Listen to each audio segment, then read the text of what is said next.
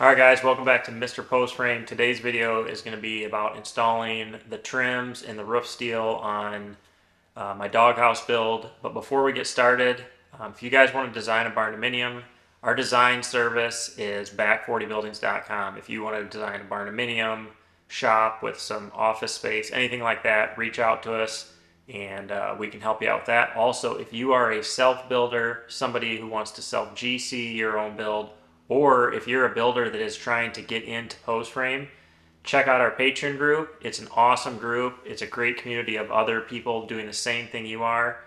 We have lives. You get to ask questions. You get to share your builds on our site. So check that out. But let's go ahead and jump into the roof of the doghouse build.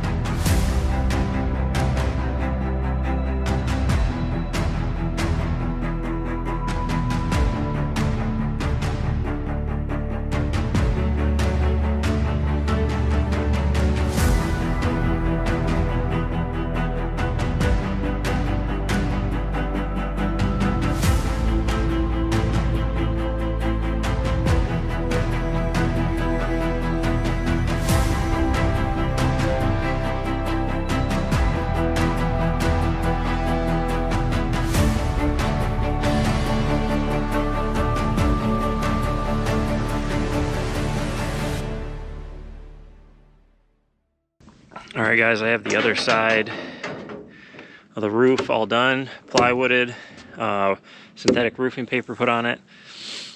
I have all my chalk lines snapped, so when I put my steel on, I still want my screws to go into the purlins. So what I do is I start from the bottom and I mark all my purlin locations up each end, and then I pull a chalk line across and snap lines. Then where my purlins overlap, I mark those truss spots. I don't know if you can see that, so I know where to switch. You can see right there, I know when I get to there I have to switch and put my screws 1.5 inches lower. In that case, I only have one purlin change on this, so that's nice. So we're going to start here. I took some time to add, you know what, I forgot my snips. Ain't that something? So I'm going to go get some snips, and then we're going to start, get our drip edge on, and then get our inside closure on, and we can start getting steel. I got the skid steer with the steel lifted up on the other side because there's no way to get it over here because it's like 10-foot drop off over here. Hopefully this thing stays where it's at. So I'm going to go get my snips, and I'll be right back. Alright, you can see we got our pretty charcoal textured. I'm going to slide this under here.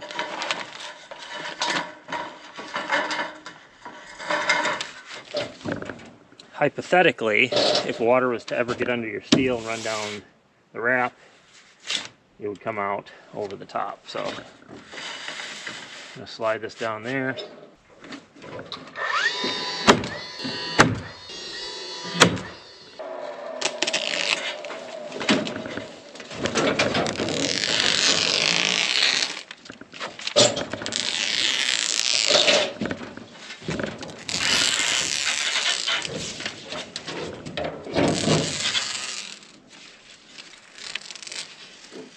So I just tack the drip edge on with some roofing nails.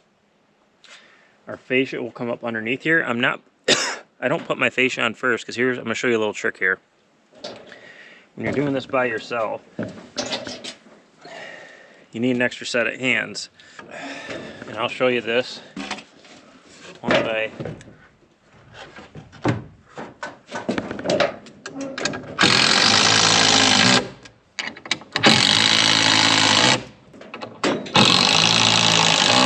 take you off and show you this right here. So this is a trick that you can use when you're doing steel by yourself. So you need a consistent overhang. So what I do is I leave my fascia off.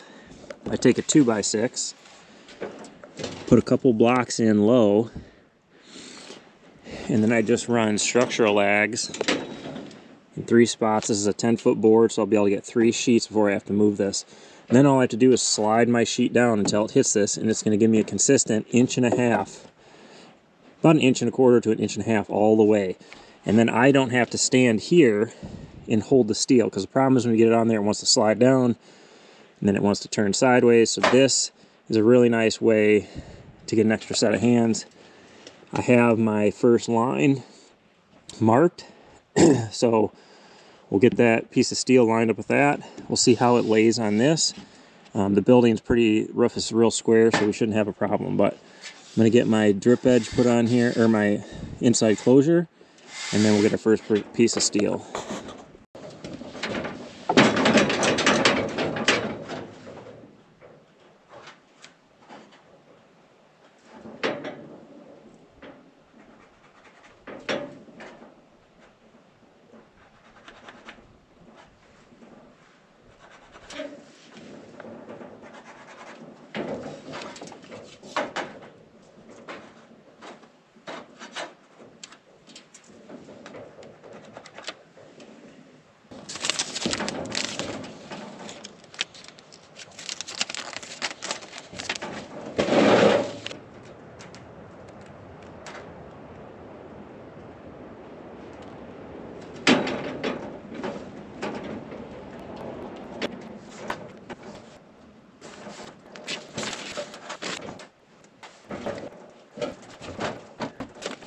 All right, so now we got that.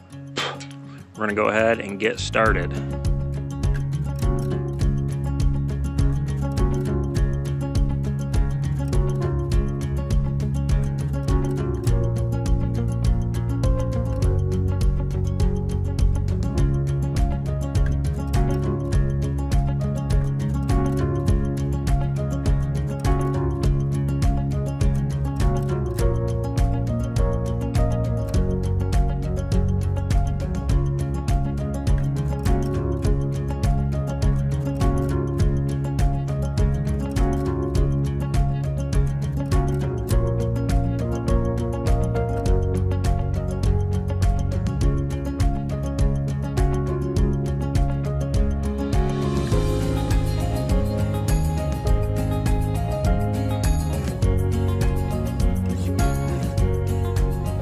Alright guys, I stayed out last night, or yesterday after church, went out, put sheathing on the back side of the roof, got it covered, and got all my metal on it. So it's about 8 o'clock.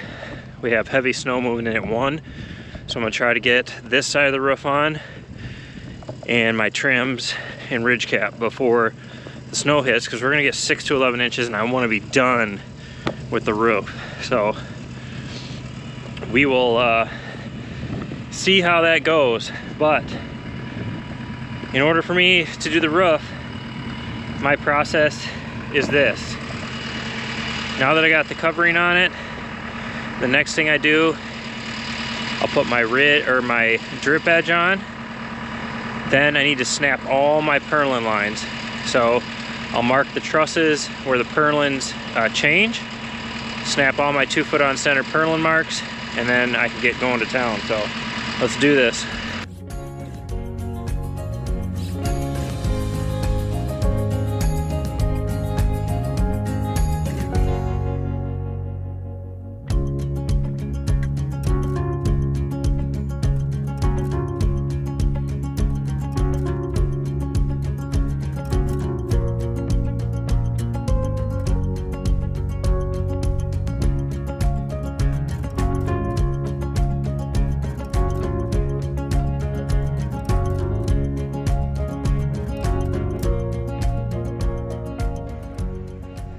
So you can see here's our overlap on our drip edge. So this piece goes on first.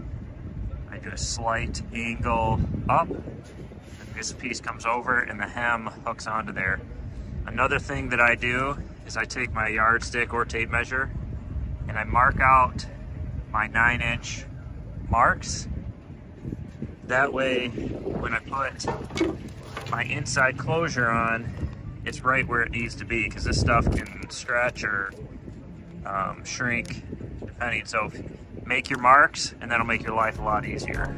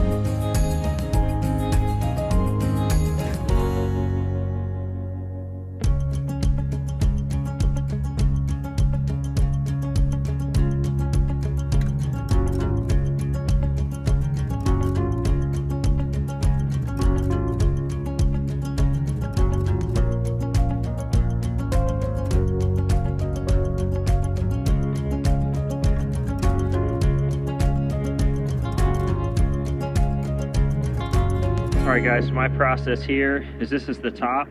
I will mark my purlin top. I know how far down it is, so I'll mark each rib. That is the bottom. I know I have to be up 2 1/4 to hit where I want to hit on my bottom fascia board. That way when I put my piece in place, both the top and bottom are marked. So I'll mark it, carry it over, set it in place. First thing I'll do is put a screw in the bottom where it's lined up, go up to the top, line my ribs up here, screw it across the top, mark on the way down, screw the bottom in, and then screw a row in the middle. And then once I'm all done, I'll come back and screw the whole roof off.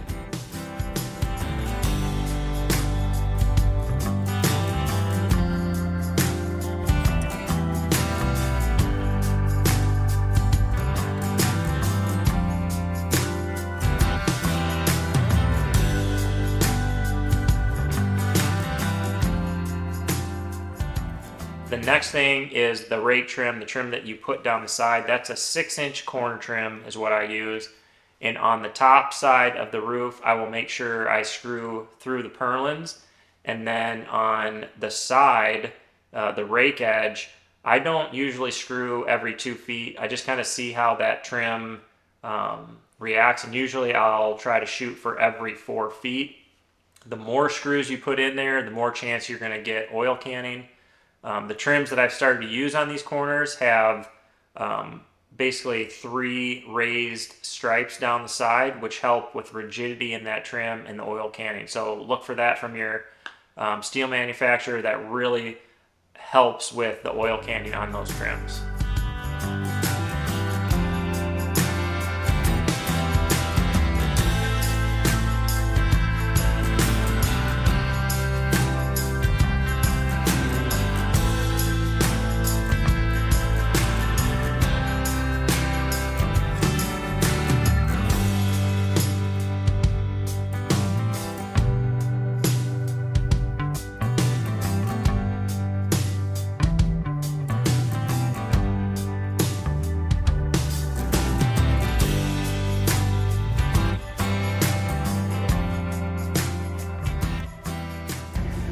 Alright guys, this is the vented closure that I use at the top, and putting this on the back side of the ridge cap, then all I have to do is take it up there and put it on. 2 guys that work for me, they do it this way. This is amazing. I started doing it this way ever since I saw them do it, and works great. So I just measure back where my overlap is, start there, roll this out on there, and then I can just flop that right on top and we're good to go. Alright, now I have all the pieces I need up there with my vent already on them, so I just have to line them up with the peak, get them screwed in, and the last one I'll measure, cut so I can bend it over, go from there. But this is Great way to do this.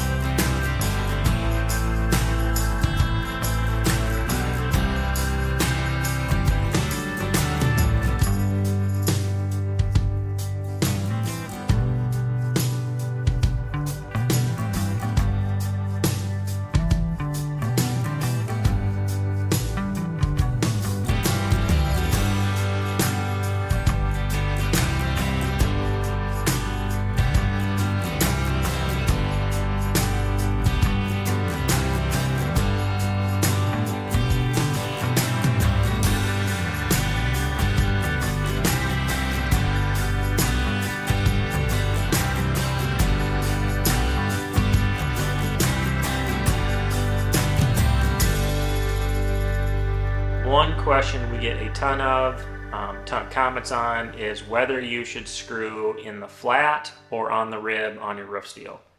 First off, check with your manufacturer, see what they recommend. Most of them will give you an option for either.